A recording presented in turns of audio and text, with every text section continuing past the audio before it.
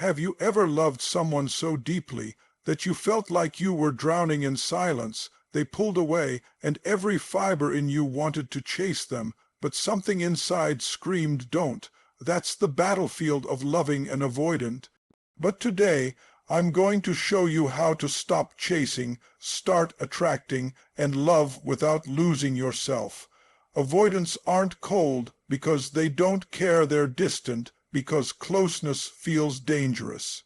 Somewhere in their past, connection meant risk. Maybe it was a parent who criticized their emotions. Maybe it was betrayal, abandonment, or a heartbreak that taught them that the safest thing to do was pull away when feelings got intense.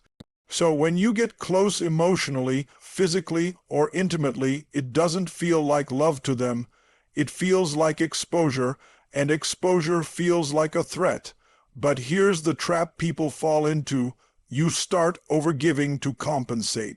You try to show them you're safe, that you're different, that they can trust you. You text more, you soften your boundaries, you walk on eggshells just to avoid triggering them. You think if you just love harder, they'll come closer. But they don't. They retreat even more. Why? Because when you chase, they feel pressure. When you overgive, they feel emotionally invaded. And the harder you try to fix it, the more they retreat into themselves. What you have to understand is this. Avoidants fear being engulfed. They fear losing control. They fear being dependent on someone emotionally, and so they create distance to stay in power. That's their armor. And you can't love someone past their armor by shrinking yourself. You can't abandon your emotional needs just to keep peace. That's not love, that's self-sacrifice disguised as devotion.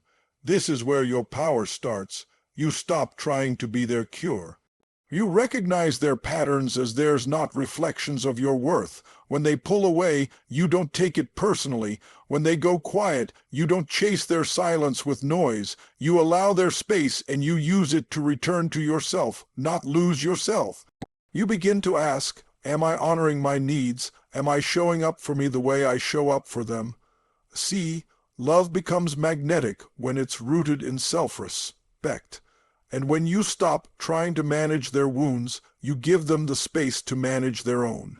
Ironically, it's in that space where there's no pressure, no chasing, just grounded presence that avoidants feel safest to return. Not because you fixed them, but because you refused to abandon yourself to earn their love. That's what makes you powerful. There's a massive difference between holding space for someone and collapsing into their emotional world. Most people don't know the difference. They think love means filling every silence, chasing every withdrawal, or fixing every uncomfortable moment. But when you love someone with an avoidant attachment style, that strategy backfires. It doesn't build connection, it creates pressure. And pressure is the very thing that makes an avoidant shut down. Now, hear this clearly: avoidants are not looking for someone to smother them with love. They're not looking for a lifeguard to rescue them from emotional depth. They're wired to protect themselves. The moment they sense that someone is clinging, needing, or trying too hard to secure connection, they instinctively back away. And what do? You feel rejected. You start to panic. You move closer. You text, you call, you ask, what's wrong? You think, if I don't close the gap, I'll lose them. But that's where the collapse happens. You stop holding space and you start collapsing into theirs. You forget your center. You lose your calm. You sacrifice your own emotional posture to chase theirs. And that's not love, that's fear in motion. That's a trauma loop between someone afraid of closeness and someone afraid of abandonment. And it never leads to intimacy. It leads to exhaustion. Real love, stable, conscious love, requires you to stay rooted in your energy even when they pull away. It means you can feel the tension, the distance, the awkward silence, and still not react from fear. You don't beg, you don't chase, and you don't pretend you're okay with emotional scraps. You breathe, you stay, not for them but for you. You hold the space by being the calm, present, regulated force they've probably never had in their life. Because here's the truth: people aren't just drawn to beauty or personality or chemistry. They're drawn to stability, to presence, to someone who doesn't lose themselves when things get uncertain. When you can hold space without collapsing, you become the anchor in the storm. You show them that love doesn't have to mean chaos, that intimacy doesn't have to mean loss of freedom, and slowly, quietly, that grounded energy becomes irresistible, not because you pushed harder, but because you stayed still in your power when everything inside you wanted to run after them. That's strength, that's leadership, that's love without chasing. It's easy to point the finger at the avoidant, to say, they always pull away, they never communicate, they shut down every time things get real.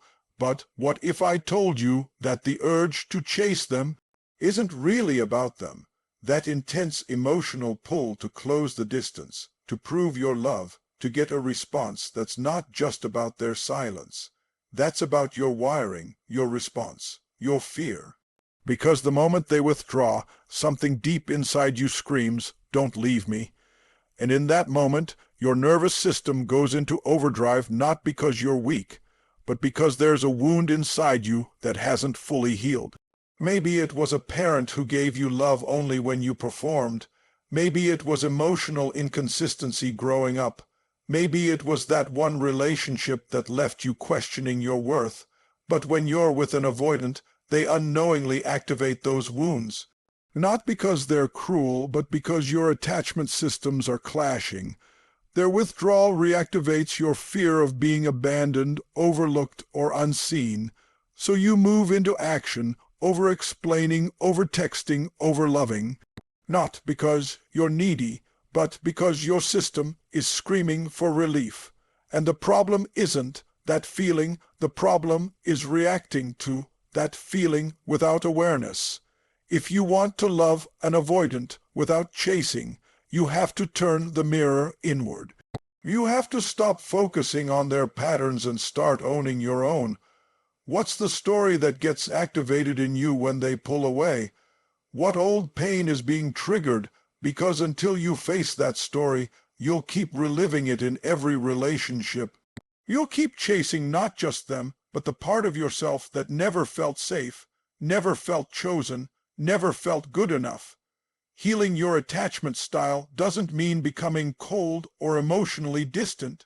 It means learning to regulate your inner world so you can respond instead of react. It means learning how to sit in the discomfort of someone else's distance without losing your own emotional balance. And that requires work, deep work. But it's in that work that the power is found. Because once you know how to calm your system, validate your own worth and self, soothe your own storm, you stop chasing anyone. You become a partner who chooses love, not one who needs it to survive. That's not just healing, that's freedom. You can't talk someone into loving you. You can't explain your way into someone's heart. And you definitely can't build intimacy with someone who feels emotionally unsafe just because you have a perfect strategy. Love doesn't respond to tactics, it responds to energy. And if your energy says, "I need you to be okay so I can feel okay," they'll feel it, even if your words are calm. If your energy is anxious, chasing, or desperate, it doesn't matter how composed your messages are, the avoidant will sense the underlying current. And when they feel that pressure, they'll shut down. Avoidants aren't drawn to performances. They're not moved by perfectly crafted texts, subtle manipulation, or emotional tactics. What they feel is presence. What makes them stay is consistency without control. The moment they feel like you're trying to change them, fix them, or force closeness, their walls go up, not because they don't care, but because they associate closeness with loss of freedom. So the greatest paradox is this: the more you try to pull them in, the more they push away. But the moment you stop trying to control the outcome, that's when connection starts to breathe. And this is where most people struggle, because letting go of control feels like losing power, but it's actually the opposite. When you lead with grounded energy, not tactics, you radiate something they can't explain but deeply respect. You show them what emotional maturity looks like. You show them that love doesn't have to be a battlefield, a performance, or a trap. It can be steady, safe, spacious. Leading with energy means showing up the same regardless of their emotional swings. It means you don't punish them for needing space. You don't guilt them into being more open. You don't beg for closeness. You embody closeness. You are connection. You're the calm in the chaos, the emotional anchor when they drift, not by forcing them to stay, but by making them feel safe enough to return by choice, not pressure. When you operate from that kind of inner strength, people feel it. Avoidants feel it. They may not say it, they may not even consciously understand it, but they will trust it. Because it's rare.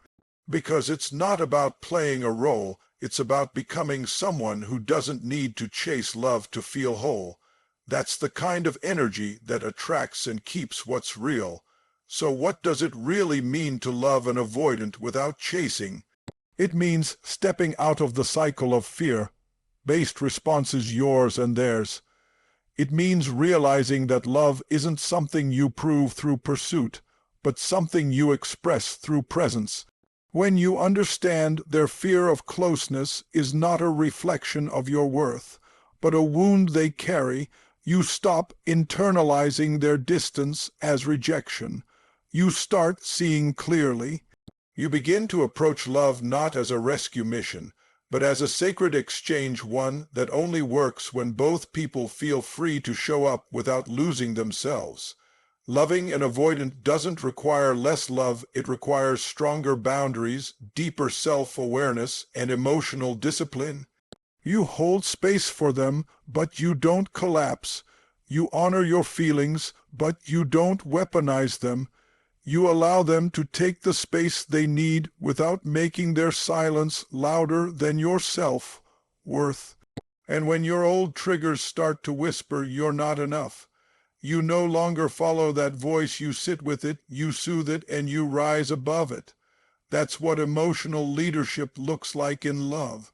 It's not about fixing the other person, it's about mastering your own nervous system so you can respond with wisdom instead of fear.